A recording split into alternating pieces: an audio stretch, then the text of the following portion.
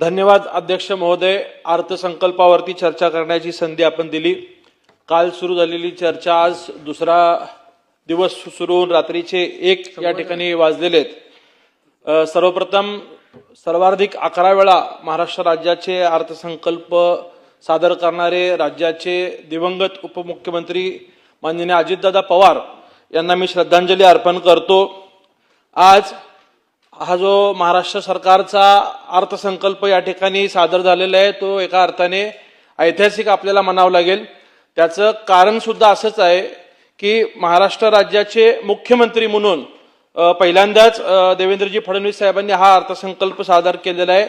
राज्याची एकंदरीत आधुनिक महाराष्ट्राचे शिल्पकार म्हणत असताना विकसित महाराष्ट्राचे जनक म्हणून ज्यांना येणाऱ्या पिढ्यानपिढ्या ज्यांची ओळख राहणारे असे आदरणीय देवेंद्रजी फडणवीस साहेब यांनी हे अर्थसंकल्प सादर करताना प्रगतशील, शाश्वत, सर्वसमावेशक व सुशासन या 4 स्तंभांवरती आधारित असलेला हा अर्थसंकल्प या ठिकाणी सादर केलेला आहे. एका अर्थाने आपण म्हणलं तर वचनपूर्ती आणि शब्दपूर्ती करणारा हा अर्थसंकल्प आहे. आपल्याला माहिती आहे की महाराष्ट्रातील जनतेला मुख्यमंत्री देवेंद्र फडणवीस साहेब विशेषतः भाजप व महायुती सरकारने आश्वासित केलं होतं की आमचं सरकार आल्यानंतर आम्ही शेतकऱ्यांच्या पाठीशी भक्कमपणे उभं राहून शेतकऱ्यांना न्याय देण्याचं काम करू. म्हणून या शासनाने या अर्थसंकल्पामध्ये पुण्यश्लोक अहिल्यादेवी होळकर शेतकरी कर्जमाफी योजना जाहीर झाली आणि या योजनेतनं जवळपास प्रत्येक शेतकऱ्याला 2 लाख रुपयाचं कर्जमाफी मिळणार आहे आणि एक मोठा आधार या निर्णयाच्या माध्यमातून महाराष्ट्रातील शेतकऱ्यांना होणार आहे.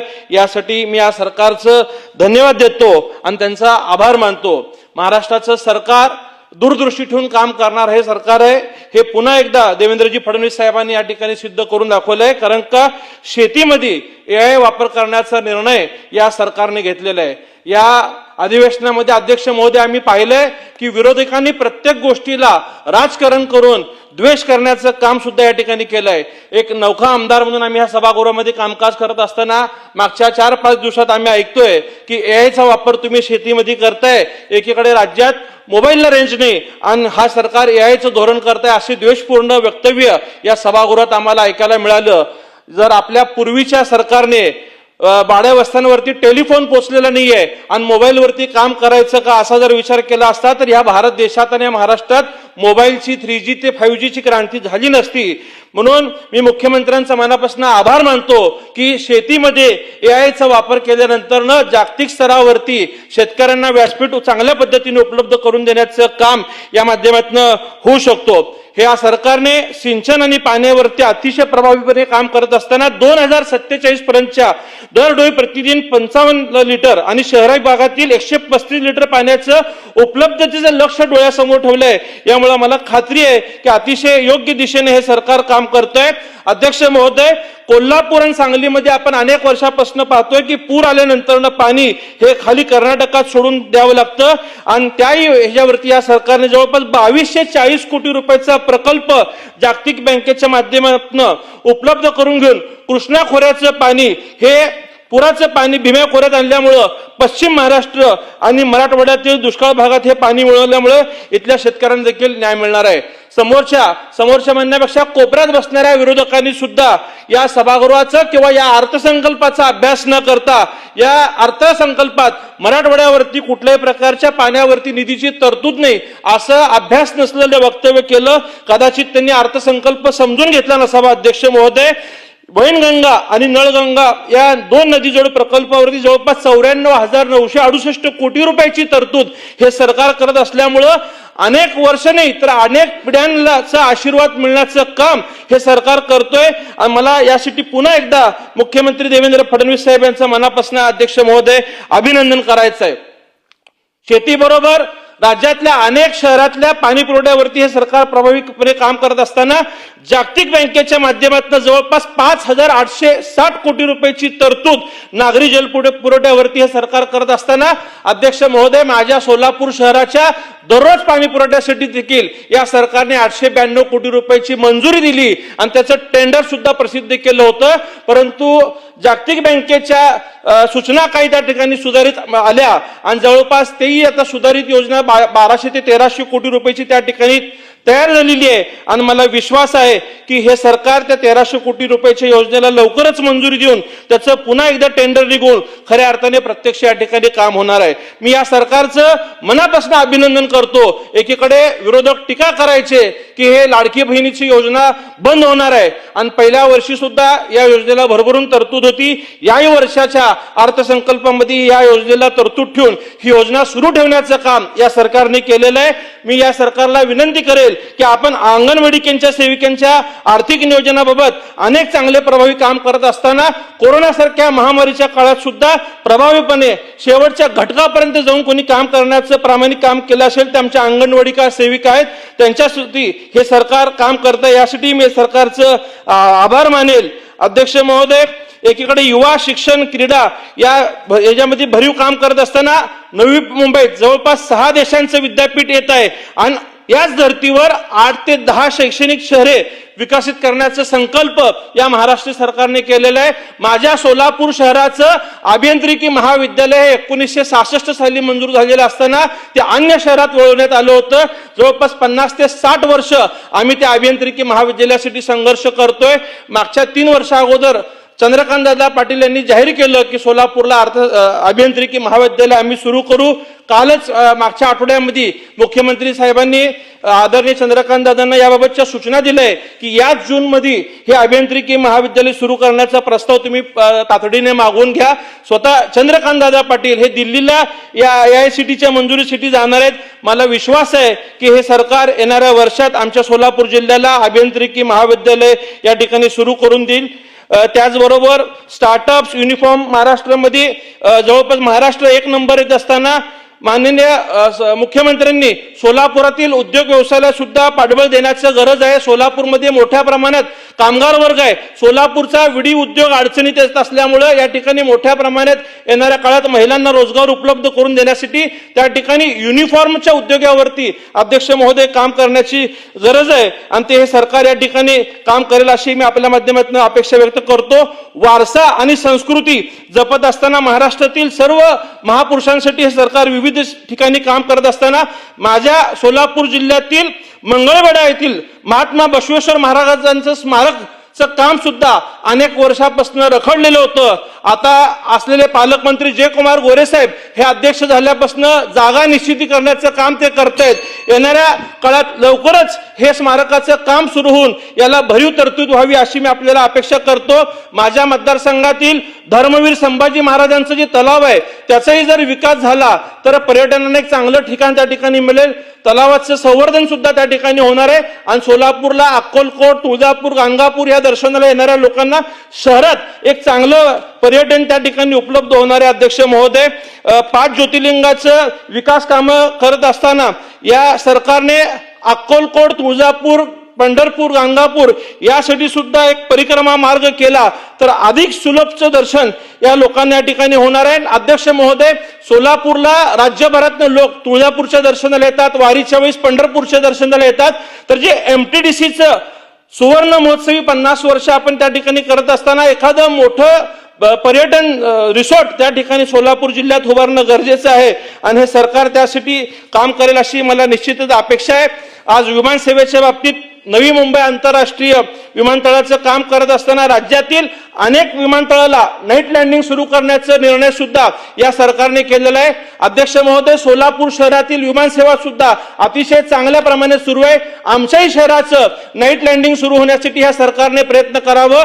सोलापूर विमानतळाच्या शेजारी असलेल्या नई जिंदगी भागातलं जे काही अतिक्रमण आहे त्यामुळं इथली नाईट लँडिंग व्यवस्था अडचणीची ठरत आहे. याबाबत काही लोक कोर्टात गेलेले आहेत. तर मी आपल्या माध्यमातून सरकारला विनंती करेल की चांगले सरकारी वकील याच्यावरती नेमून हे प्रकरण लवकर निकाली काढून सोलापूरमधून नाईट लँडिंग सुरू करण्यासाठी या सरकारने प्रयत्न करावे.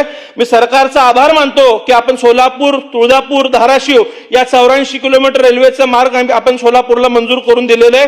त्याचबरोबर महाराष्ट्र अमृतकाल रस्ते विकास योजना ज्या पद्धतीने अध्यक्ष महोदय मंजूर झालेले आहेत त्याच पद्धतीने माझी आपल्या माध्यमातून मुख्यमंत्री देवेंद्र फडणवीस साहेबांकडे मागणी आणि विनंती आहे की ज्या क आणि ड वर्गाच्या महापालिका आहेत यांच्या डीपी रस्त्यांसाठी सुद्धा अशी एखादी योजना उपलब्ध होणं गरजेचं आहे, कारण का त्या महापालिकांकडे कुठल्याही प्रकारचं आर्थिक उत्पन्न नसतं आणि नगरसेवकांपासून आमदार असेल खासदार असेल हे सगळ्या मतदारांना डोळ्यासमोर ठेवून छोट्या रस्त्यांना निधी देतात, परंतु जे रस्ते 12 मीटर किंवा 18 मीटर पेक्षा मोठे निधी आहेत रस्ते त्याला जर महाराष्ट्र शासनाने ज्याप्रमाणे सुवर्ण जयंती नगरोत्थान राज्यस्तरीय योजना होती तसं अमृतकाल जर योजना या ठिकाणी पुन्हा एकदा आली तर शहरातले डीपी रस्ते नव्याने विकसित होतील आणि यातनं शहराचा विस्तार होऊन महापालिकेचं उत्पन्न सुद्धा या ठिकाणी अध्यक्ष महोदय वाढणार आहे। आणि सोलापुरातील MIDC भागामध्ये आणखीन एखादी MIDC होणं गरजेचं आहे, कारण का आता सगळ्या MIDCतल्या जागा पूर्ण झालेल्या आहेत आणि रेनगर असेल गोदुताई परुळीकर असेल या सगळ्या कामगार भागामध्ये आणखीन एखादी MIDC उपलब्ध झाली तर चांगले उद्योग सोलापूरला येतील आणि सोलापुरात अतिशय प्रभावीपणे काम करणारं त्या ठिकाणी कामगार वर्ग उद्योजकांना चांगल्या पद्धतीने मिळेल। अध्यक्ष महोदय, हे महायुती सरकार आतापर्यंत 1,20,000 पद भरती करून आता आणखीन 75,000 पद भरती करण्याचा निर्णय त्यांनी या ठिकाणी जाहीर केलेला आहे।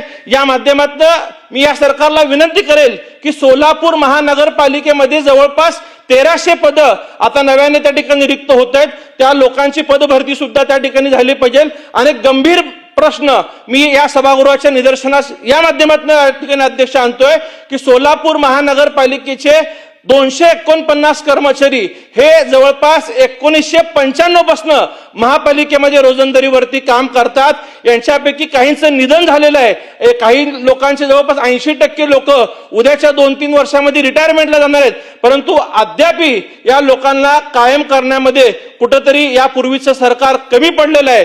परंतु कालच्या कोल्हापूरला ज्या पद्धतीने न्याय दिला त्याच आधारावरती आपण सोलापूर महानगरपालिकेतील 249 कर्मचाऱ्यांना सुद्धा त्या ठिकाणी ह्या सरकारने तातडीने लवकरात लवकर कायम कराल ही अपेक्षा आपल्या माध्यमातून मी मुख्यमंत्री साहेबांना करतो। आणि अध्यक्ष महोदय, मी शेवटचं या ठिकाणी बोलताना सांगेल की या अर्थसंकल्पाच्या काळात PWD विभागाकडनं प्रत्येक आमदारांना जवळपास 25 ते 30 कोटी रुपयाचा निधी या ठिकाणी उपलब्ध झाला, ती कामं मंजूर देखील झाले।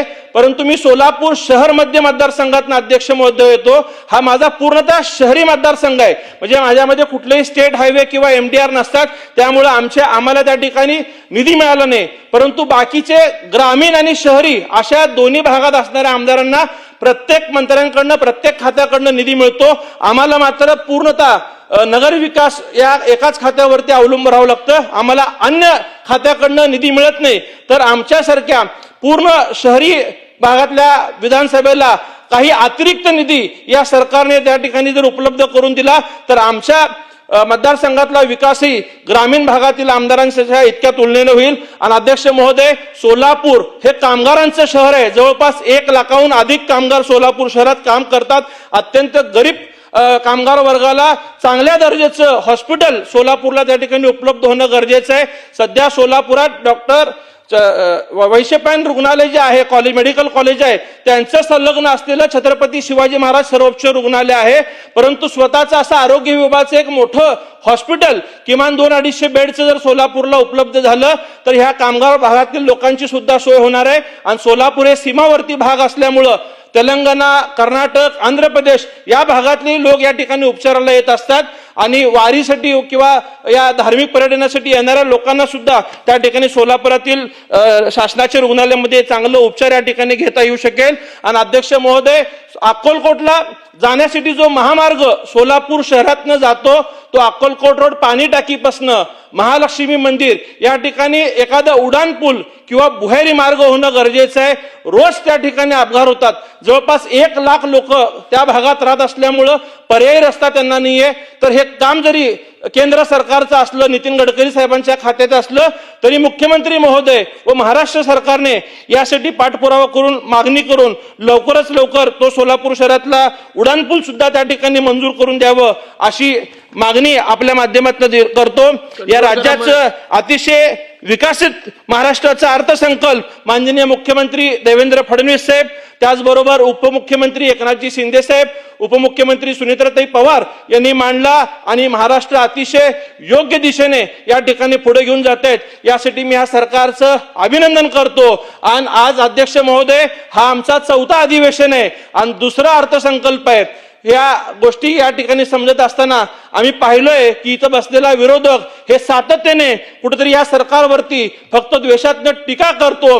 इथं सभागृहामध्ये सरकारच्या चुकीच्या बाजूवरती बोलायचं आणि खाजगीत जाऊन त्याच मंत्र्यांकडनं त्याच सरकारने जाहीर केलेल्या निर्णयातनं निधी मिळावी किंवा कामे व्हावी अशी अपेक्षा त्यांनी व्यक्त करायचं.